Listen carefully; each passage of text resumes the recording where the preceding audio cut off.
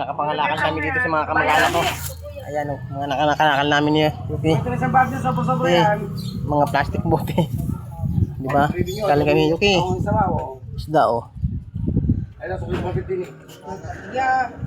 Pangalakal. Kahit paano may nagbigay ng mga kalakal.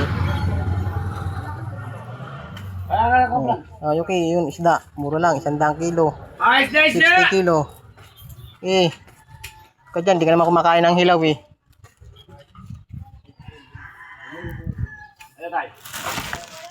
Napamili na namin ng ulam. 1 kilo. Uwi na kami. Ayan na, sasakay na kayo tatay. Sa banyera, isang dapat balde. Kilo na, makain. Ay. Konti lang yun na nakapangalakal namin. At least may binigyan kami ng mga kamag-anak ko. Paano? Binigyan kami ng mga kalakal. Ayan.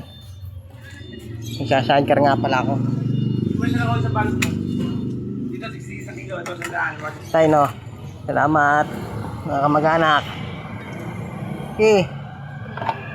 Wala ako. Konti lang yan kahit kus meron. Ayusin mo muna. Ay.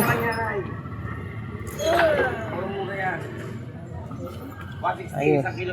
Iuwi na namin. Dagdag na naman doon sa mga kalakal. Ilan na?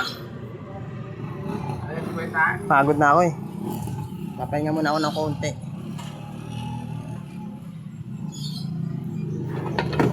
Puro nalaglag. Inaayos lang para makauwi na kami. Sinasama ko talaga sila kapag yung nangangalakal ako minsan. Kasi si tatay nabuboring sa bahay. Pero kasi siya makalakal kaya sinasama ko.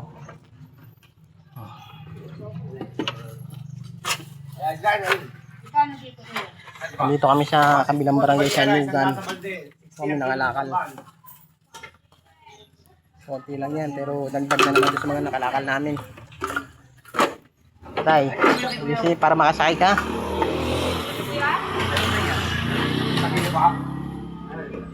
Ayos para makasakay siya para makaupo.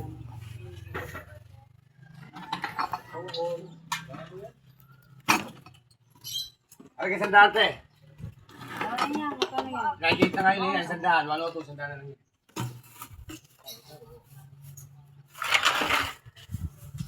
Aga kami ngayon. Yun yan tay. Iayos mo na para makaupo ka na maayos. Dito, patong mo na dito oh. Swerte. Punta namin dito sa mga kamag-anak ko. Paano may nakalakal kami. Salamat. Magandang umaga.